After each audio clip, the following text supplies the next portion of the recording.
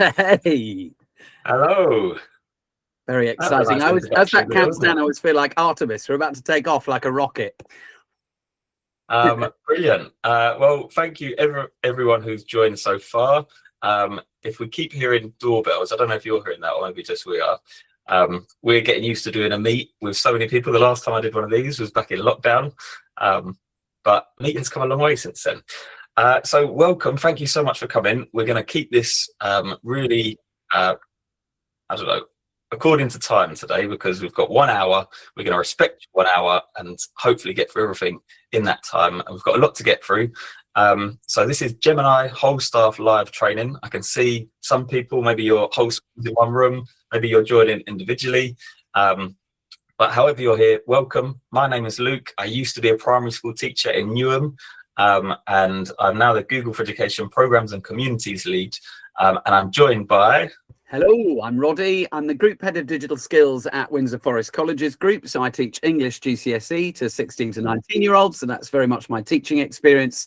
And I co-lead a GEG, a Google Educator group, which is a community where we come together and discuss how we use Google tools, specifically for 16 plus in the UK. And I'm a big Gemini lover. So yeah, here today to support Luke in our pretty ambitious mission to turbocharge ourselves with Gemini, and in an hour take you through all the key things you need to know and then sit the exam, which is exciting.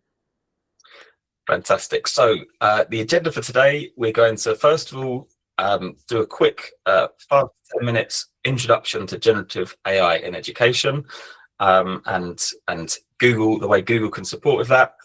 Next, we're going to do a bit of a deep dive for about 15 minutes in Gemini, and we're going to get hands-on. You can have a go if you want using your own device, or if you'd rather just watch, take notes, you can do it like that.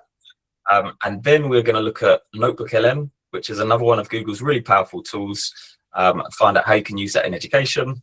And then we should be finished with 20 minutes spare for you to have a go, if you would like to, at the official Gemini Certified Educator exam. There are, to warn you now, there are 37 questions, multiple choice. So we think if you can do roughly 2 a minute, you'll be able to get that done inside 20 minutes, and then you'll have your certificate. But if you feel like you'd rather spend a bit more time exploring these tools, then there's no requirement to do that in this time. So we're going to start with an introduction to generative AI. So Roddy, you're going to take this bit. I am. I'll take the reins here. So what is generative AI? What do we mean when we say Gen AI? Sometimes you'll hear it abbreviated to Gen AI. Well, AI is a technology that simulates human intelligence. In fact, the way they've even built some of the computers that work behind the scenes are designed to try and act a bit like a brain. They call them a neural network, and it's because it's trying to replicate some of our own grey matter. And the way the machines work is they go through a process of training, and that enables them to try and simulate some of this, what we see as typically human intelligence. They learn, so they can appear to be picking up information from what they're given, and reasoning, so it can appear to take through some logical steps to try and solve problems. And a lot of that existed before 2022, and we've had AI creeping in our lives, from robot vacuums to the car that bleeps as it pulls you across the road if you're crossing the white line, and to even getting recommendations on streaming platforms. A lot of that sort of predictive stuff has been there for a while, but the real change about 3-4 years ago was creating. It's that generating new content. So they use a lot of algorithms behind the scenes. In fact, the sort of reason that we've got AI now is that 3 big things happened. We had those algorithms you'll have heard lots about, the sort of equations behind the scenes, lots of data, and lots of processing power. And those 3 things suddenly landed together, and ta-da, we've got AI. Now, a bit of a quiz question for you. When was the term AI first introduced? I'm loving that we've got loads of people in schools, colleges around the world. So maybe you'd like to turn to your neighbour, have a little confab, and decide between you. When do you think AI was first introduced? So A, 2022, B, 1995, or C, 1956? I think it's Okay, we got some people popping it in the chat. Great, come on, brilliant. We've got a number of people have gone with C. Okay, I'm getting a pretty overwhelming response of C. Oh, come on, top of the class straight away, nearly all of you. Yeah, AI as a term was first introduced in 1956. So it came out of a conference, actually came out of a big event. John McCarthy in 1956, the Dartmouth Summer Research Project, it was called. But basically some brilliant AI boffins got together and they talked about what they were going to do to try and simulate human intelligence in 1956. And actually before that in the UK, Alan Turing had been looking at how computers could learn from experience since the 40s, a big name for us when he cracked the Enigma code. But AI has actually been around a lot longer than we might realize. So which of these types of AI can create new types of content? Another quiz question for you now. So A, machine learning, B, large language model, or C, generative AI? Now, I think this is a slightly tricky one, actually. We've gone from a nice gentle multiple choice you might not know to something a little bit technical. Which of these types of AI can create new types of content? So you've got a lot of choices there. Is it machine learning? Is it large language model? Or is it generative AI? So I've got a lot of C's again. I'm just having a little look through the chat. Somebody's put all three. Yeah, a few people have put C or all three. Okay. Well, the answer is, drum roll please, generative AI. So generative AI is that thing I mentioned, can create new content. That's its sort of superpower. So generative AI is the answer there. If you're thinking machine learning is the process it goes through when the machine's training, when it's learning, and large language model is the sort of computer that's sitting behind it. But crucially, generative is the thing that switches from learning and predicting into creating something new. AI is all around. So a bit like love is all around, AI is all around us. And it's not a sort of futuristic concept anymore. It's not the stuff of films or cinema. You've got AI in Gmail, where it's detecting spam and phishing attempts. In Maps, a lot of you have probably seen recently, actually, it's just got even better, but AI is helping route plan in Maps based on live traffic. And Google Search, you might have noticed at the top of the search page in Google, you've got those AI overviews, but long before that, it was helping match based on your area and what you might be interested in, how close you are to the answers. And Google Translate, obviously an incredible tool, and that uses a lot of AI in order to try and give you that really real feeling, natural flowing conversation. And YouTube has had AI there for a while, and now actually it's in even more places. Google Drive, if I upload a video to Google Drive, it will add captions, AI generated captions, which is absolutely brilliant for accessibility. So AI is all around us. And how can we use it responsibly, Luke? Thank you, Roddy. So if you have a Google account that your school manages, or it's an education account, which I'm sure you will do, when you use Gemini or NotebookLM, this is what's called a core service. So it's completely safe to put your data in there, and it won't be reviewed by a human, like a Google engineer, or it won't be used to retrain the model. So any data that you put in, if you're using your school education account, it's completely safe. In the same way, you might already feel confident and safe if you upload student data to Google Drive. Because Google Drive is a core service, no one views that except people within your organization or people you share it with. That's not the case if you have a consumer Gemini account. So if you use Gmail to access Gemini, never ever put any of your sensitive information in there, because you kind of tick a box and it's a completely different set of terms and conditions. But just, we want to make it really clear, if you're using your education account, either with NotebookLM or Gemini, it's really safe and secure. And there's lots of information about that if you want to find out more, or if you have technicians who are a little bit nervous, we've got lots of really technical information, and we can go through that in another session. The next thing is that it was back in 2018 that Google were one of the first companies to establish these AI principles. And since I've started working at the company, a lot of the people that work in the team are ex-teachers. They're people who understand education. They're people that conduct a lot of research into education. And they make these tools because they genuinely want them to support with learning. It's not just there to try and get students addicted or any of the other things you might maybe see on the news about some other products.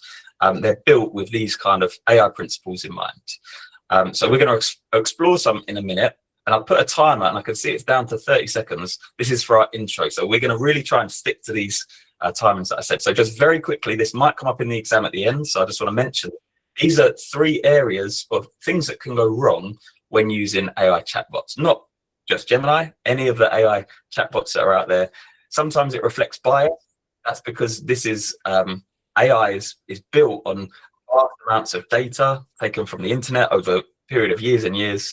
And that data itself is sometimes biased by what people have said or what humans incorrectly or what they put out onto the internet. So sometimes it reflects that in the answers you get. Sometimes it generates misinformation. Maybe it's that it confidently tells you something that is not true.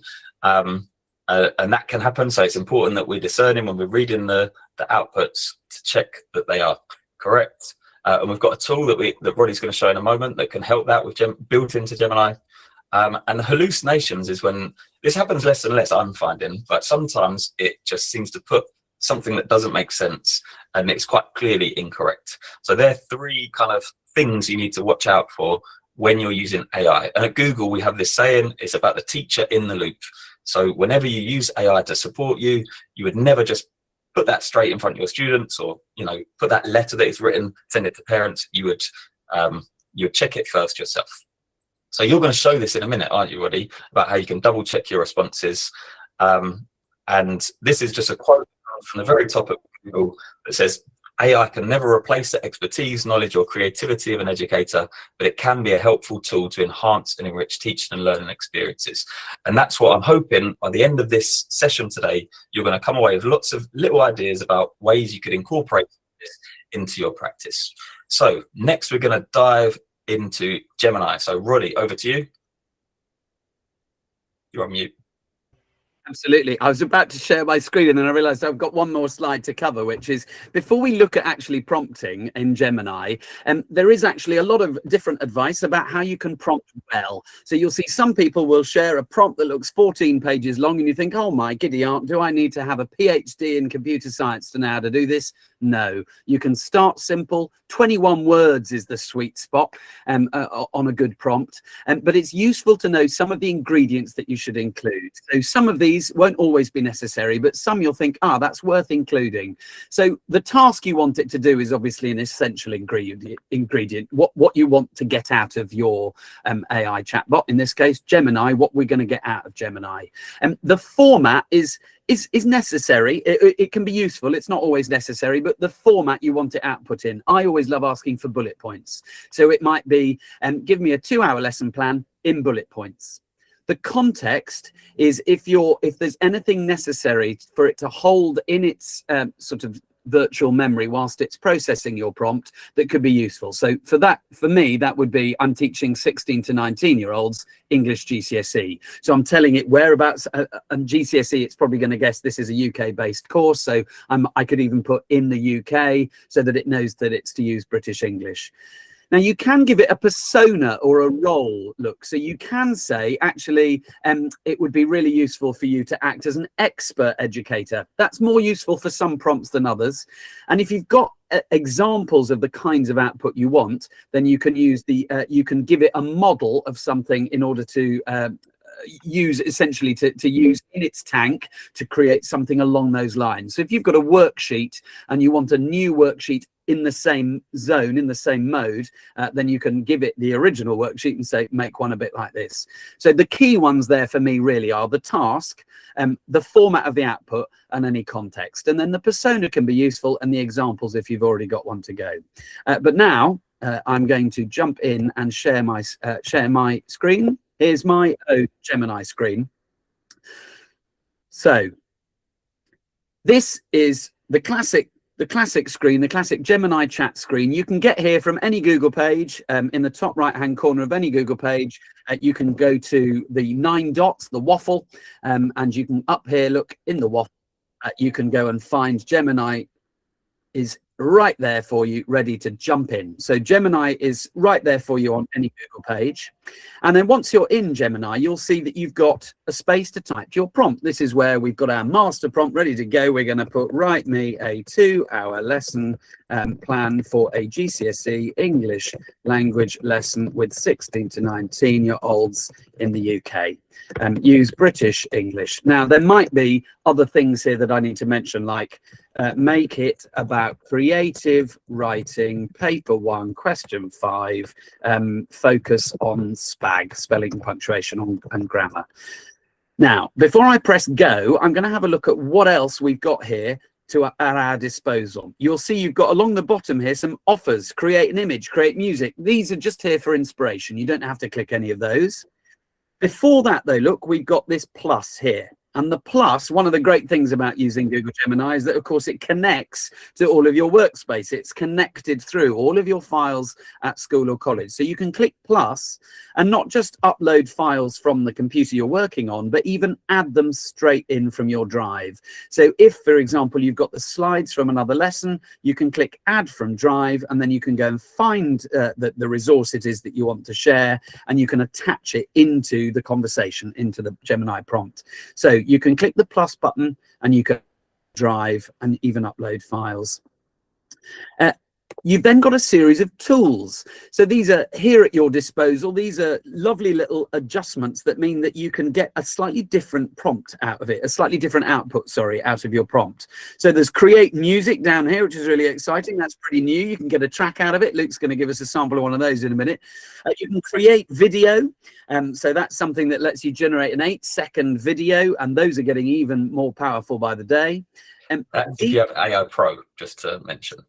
Yes, if you some of this is license dependent. So I've got an Edu Plus working. So at my school or college, I've got Education Plus. So actually, there's a limit on how many videos I can create in the Gemini chatbot. But if I were to go to vids.google.com, then actually, because we've got Edu Plus, I can create video there as well. So some of these will look a bit different depending on your license.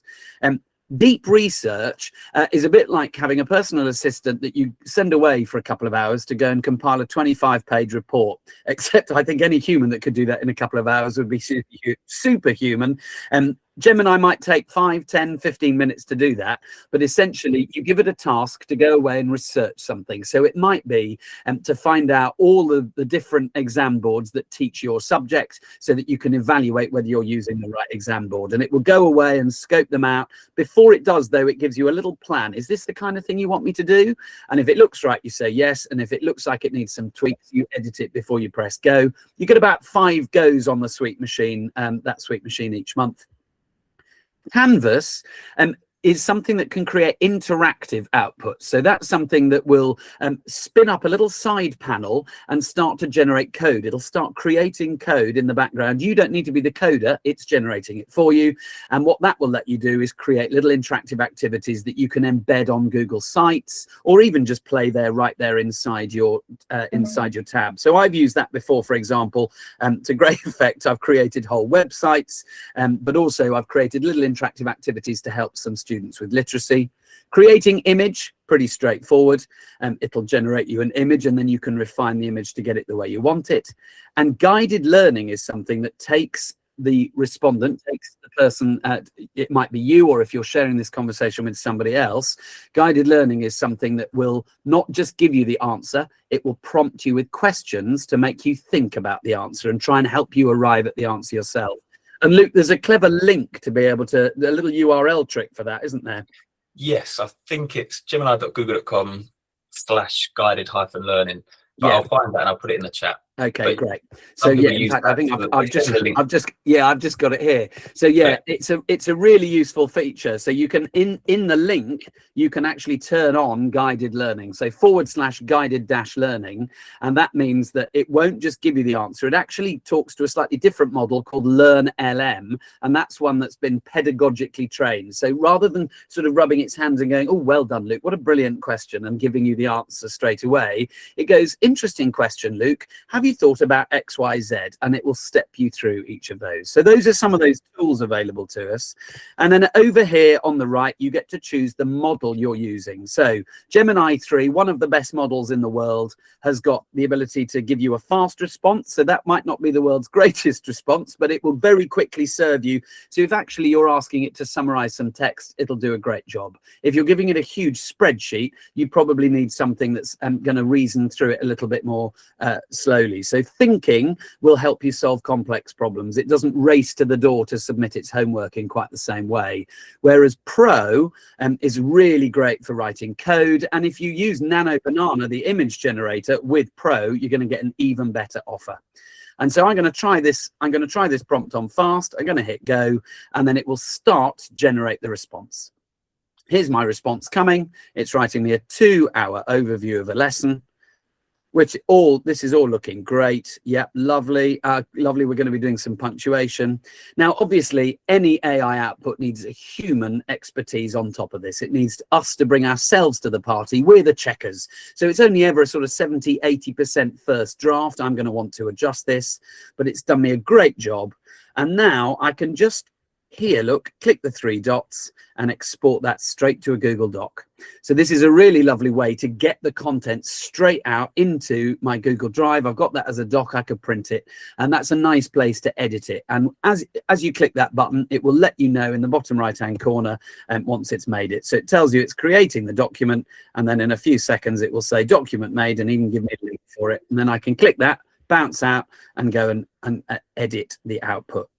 So really easy to get the stuff out, the content out. Or you can click the copy response button and copy it out and paste it somewhere else. You can even double check the response. And this is the thing Luke mentioned a minute ago. If you're looking at it thinking, how do I know that this is even true? Because we know from what Luke mentioned, AI can make mistakes. Then you can click double check response. And true Blue Peter wise, I teach some animal management students. So I wanted to test some animal myths earlier and say, what are some animal myths that I could give my students as a little bit of a game? And so I've clicked those 3 dots at the bottom and got Gemini to check the responses using Google search. And then because I've asked for myths, it's picked up some of the AI content and clocked their myths, of course. So here it sends anything orange if it finds something on Google search that might prove or disprove the veracity, the truthfulness of that statement. If it goes green, it's found on Google search something that confirms that that looks legit. Still, it needs you to check it yourself. It still needs some human output. You'd never want to copy, paste, print and pass it off without doing some checking yourself. It always needs you to just bring yourself, keep the human in the loop, that's called, where you stay in the conversation. You're in the loop, you're in the conversation with you and your students. We'd never want AI to come between you and your students. It's like augmentation. It's like Iron Man. It helps you supercharge what you're able to do. You're still there. You're still at the root heart of it. And then with AI, you're able, obviously, to generate more work, more specific content that suits your students' interests. So I don't know that some of these animal myths, but my students will love them when I present these to them later this week. Right, so that's a quick tour through some Gemini things. Is there anything there I've missed, Luke? Well, I was going to say, we've only got 3 minutes now to show some more examples of how we've used this. So shall I share the... Yeah, good idea. But that was really helpful. Thank you, Roddy. I'm going to share this tab, and I'm hoping that will... maybe if I resume presenting, so you'll be able to see my screen. Yeah, so this is a very homemade website I've created. It's a Google site, if you've ever used a Google site before. And I'm going to put the link in the chat in a moment. So feel free to use this. This is not officially from Google, which means no one's checking that it's all up to date. But these are just examples. So along the top, I've got different tabs for each of the tools that Roddy's just explained. And they've got example prompts, sometimes recorded GIFs showing you how they work or how you might use them as a teacher. But I've tried to take one specific example, like maybe you're teaching about the Romans in your class. And I've got some examples of how you might use those tools Roddy mentioned in your kind of workflow. So I put this prompt in using deep research, and like Roddy said, it came back to me and said, okay, if this is what you want a whole unit for 8 weeks with lots of different lessons and places to visit. Here's what I'm going to do. I'm going to research the national curriculum and all these different steps. And I said, go. And it created this long, I think it's about 15 pages worth of content that's got lots of interesting lesson ideas. Again, human in the loop, I'd go through this and check this and make sure that it's all appropriate before using it. But that's where deep research is really useful. And you can do that, I think 5 or maybe 10 times in a month before you reach your limit. And that's on the completely free version. So you all have access to this already. So that's deep research. For Canvas, this is potentially one of the most useful ways for teachers to save time, and it's about creating lesson slides. So if you turn on Canvas and say, make me some slides on, so I said, can you make me a slide deck introducing Key Stage 2 students to Boudica? And it created these slides that I can export as Google Slides, and I can actually, each of those elements, you can individually edit the text or the images, which you didn't used to be able to do. So that's quite a new addition that's really, really powerful. And like Roddy said, you can also get it to create kind of mini apps or games. So I asked it to create a Roman quiz game for Year 5 students that has 3 facts and 2 of them are correct and one, like 2 truths and a lie, essentially. And it created this game for me. It gave me the code, and I can then just add that to a Google site, or there are lots of ways you can get the code for students to use it. I'm not doing very well, but I'm just guessing. Anyway, I don't have time to actually answer this, but you can have an idea of a mini game or an app or something else, and you can ask Gemini to actually code it for you. And this, again, is in the free version. You don't have to pay for these things. And you don't have to worry about adverts or this. You know, I used to go on lots of funny sites to get games that I could use in my lesson, and I was never sure about if the adverts were appropriate or if it was taking data somehow. Image generator. I took a picture of me and I added it, like Roddy showed you, with the plus button and said, can you make me look like a Roman soldier? And this might not transform teaching and learning, but I can imagine with my old students I used to teach, if I did that to me and maybe a few of the students or maybe the head teacher and stuck that around the display, I could imagine they'd be quite engaged by that. It might be quite fun for them to do. For guided learning, I simply just put in the prompt, help me understand Roman numerals. And like Roddy said, it came up with maybe a teacher or a tutor might say to the student, rather than just giving them a load of information, it will ask them, where would you like to start? Do you want to learn the basics? Do you want to learn about how, you know, the number 4 is written as IV? Or and then you put in your number 1, 2, or 3, and it will go off down a path specific for your question. Here's some music. We don't have very long, but I made a little music about in ancient Rome, the crowds would roar. I'm not going to play it, but it's on the website if you want to listen to it. But I imagine in assemblies or you know, any kind of time that might be useful. Gems, we've not even spoken about gems that much, but these are incredibly powerful. So I do recommend, if you go onto this website afterwards, click onto the gems icon and have a look at some of those examples. This one, I gave it instructions. This is kind of like my own custom version of Gemini. And I gave it the following instructions to act like a Roman soldier answering questions for Year 5 students. So you put your prompt behind the scenes, then the students or you at the front using your account on the board can ask it the questions they ask and it will respond. And I've shared this publicly so anyone can click that link. If I share this tab instead. So now when you click the link, you'll get taken to this gem that has my prompt, the instructions behind the scenes. So if I said, what is your day like? Now, obviously, if I put that into Gemini, it will probably get a confused response. But because I've set this up to be a gem talking like a Roman soldier, it will answer like that. And at the end, I said, make a little joke. Why did the Romans bridge collapse? Because he used Roman numerals instead of sturdy stone. Roman. It's not a very good joke. Anyway, I'm going to go back to in fact, I'm going to go back to the slides now. Karen's laughing. I was having a good laugh. It's worth mentioning. I just thought quickly, Luke, I might mention that we were looking earlier on at my animal myths. The left-hand side bar I didn't mention. So over here, look, I've got actually a menu of my previous chats. So the conversation, once I've had it, classic Google Workspace style, it's not poof, gone forever, it's saved in the cloud. So you can scroll down your past conversations. And if there's a conversation you're really enjoying having or you're likely to want to jump back into later, then you can click the 3 dots and pin it. You can rename it as a summary of what that conversation is. And then this is where gems live. So Luke mentioned gems there. You can get into gems by clicking gems in the left-hand menu, and it lets you create one of those behind-the-scenes prompts. That means when you start a fresh conversation, so it might be, I've done this one for our reception team. So if the email from somebody just says, what time do you open? Then they get immediately they get a polite professional response that they can copy and paste into an email. So they've got something that they're able to put straight out for our to the respondent. Or it might be, do you do English, or do you do plumbing courses? And then they're able to get a response ready to go. So all that's happening behind that one is that I have given a lot of instructions with Gemini's help behind the scenes. So that's a really useful thing to have a look at. And this is all at your fingertips. Gemini.google.com. It's there ready to go. Right, we've probably done enough on Gemini, haven't we, Luke? We have 9.5 minutes to explain NotebookLM. So if I share the screen again. Oh yeah, here we go. So NotebookLM. So the way Gemini works is when you put your prompt in and all the different tools, essentially it's kind of going out to the wider internet, taking information and bringing it back to you and packaging it up really nicely. NotebookLM is different. It's a completely different way of using AI because you actually provide the sources.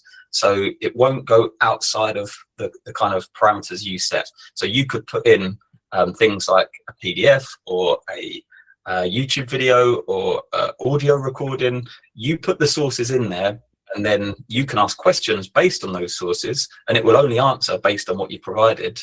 And you can create really interesting content based on those sources as well.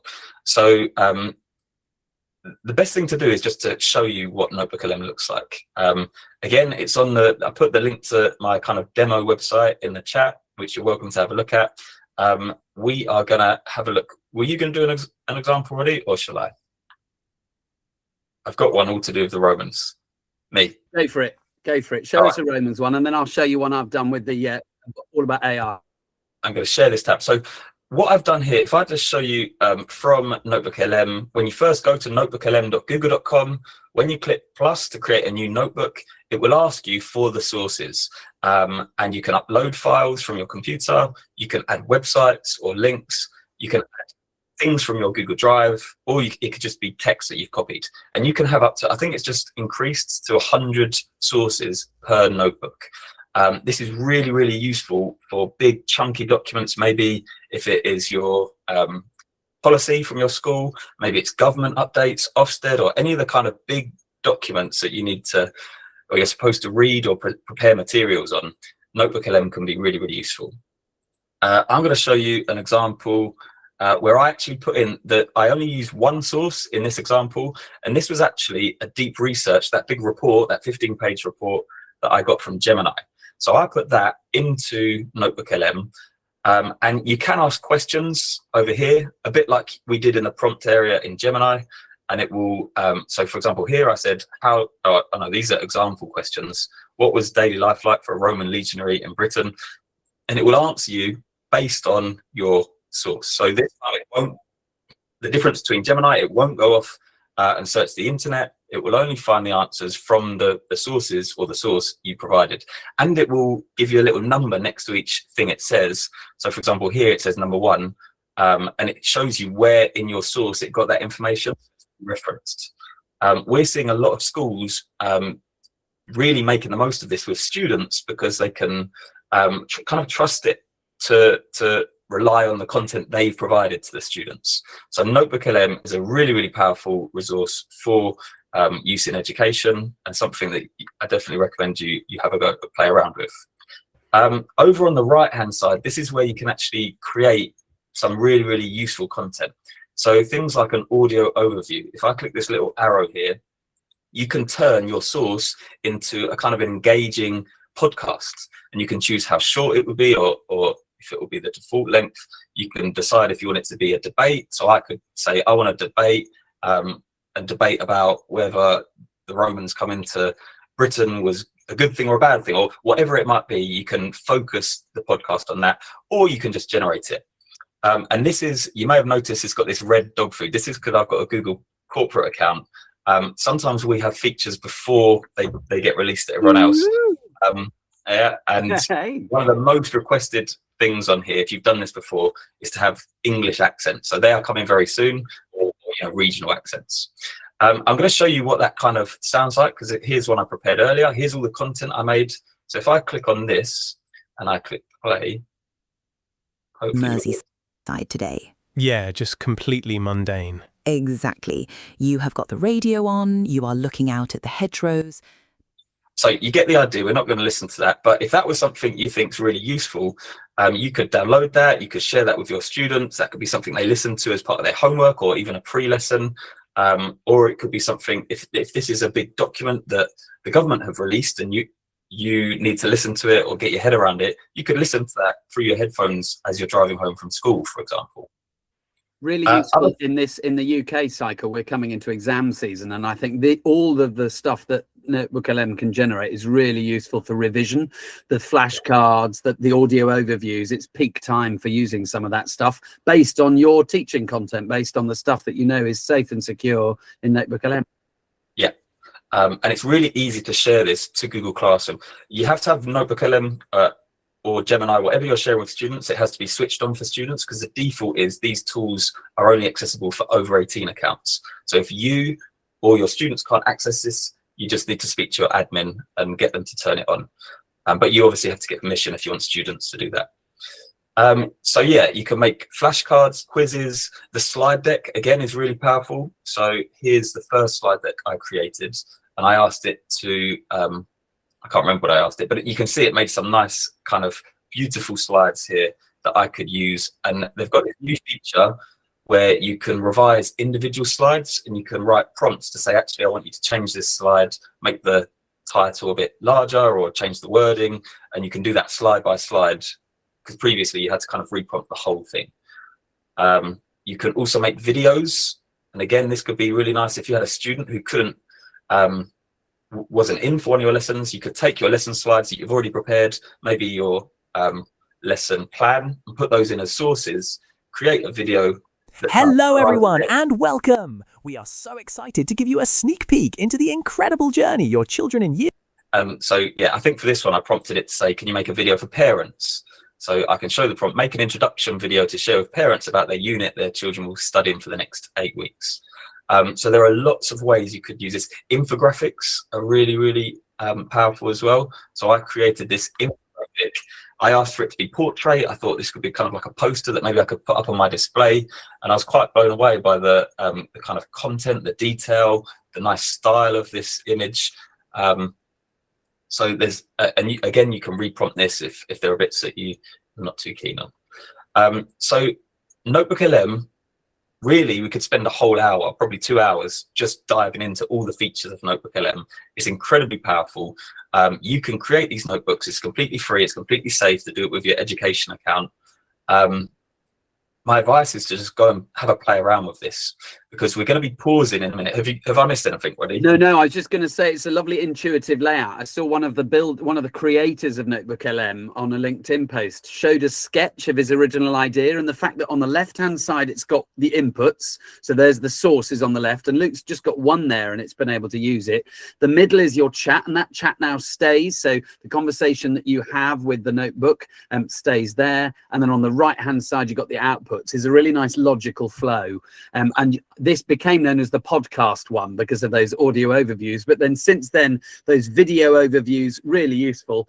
And actually a real wow at our college group was using it to create an infographic of our strategy map, because where the staff might not be so engaged by reading a 25-page document describing our plans up till 2030, an infographic can really quickly show you what that might look like.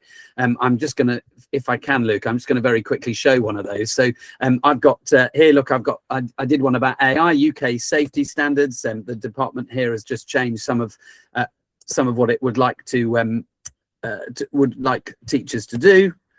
And then over here on the right, I've created a beautiful infographic that shows some of what the government's got in mind. So I say I've created it, NotebookLM's created that, but there's so many lovely new settings, like where Luke was changing the language of those of the podcast, the audio overview. You can change it in here. If you don't just click the button, if you click the little chevron next to it, the details arrow, then you get to customize what kind of infographic you've got. Look, and the artistic styles available are ever growing. So it's a really useful way to to condense quite a lot of complex information into one thing. And you can have as many sources as you like. Look, well, up to 100.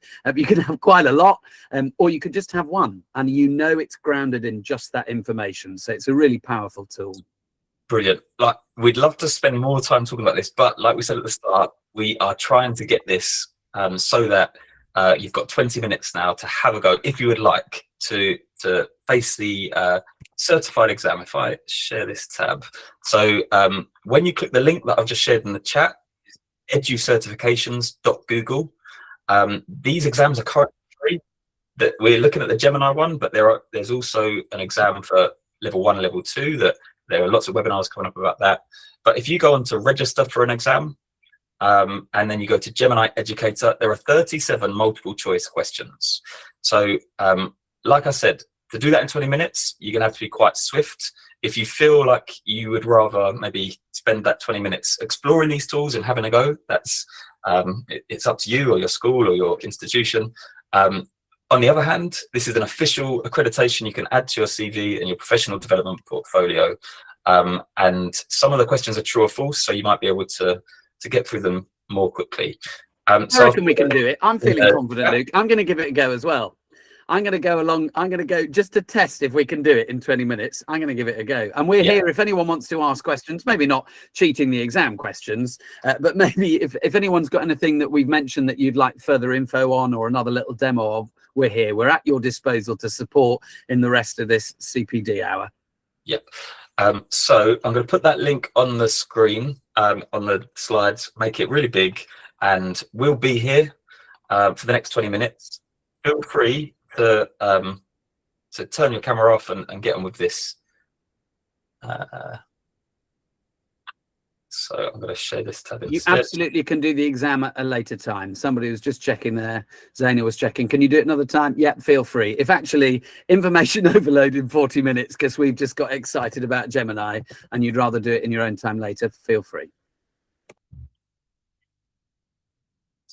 Brilliant. So I'm going to mute, but we'll be here to answer questions. We'll stop the recording now, but good luck. I hope it was useful. Gemini and NotebookLM has some real potential to save you a lot of time, I think, and improve teaching and learning. So yeah, feel free to email if you have any questions or stay in the chat and ask them here. That's completely fine. Someone asked, is there a limit for activity? We'll answer them typing so that we don't interrupt everyone doing the exam.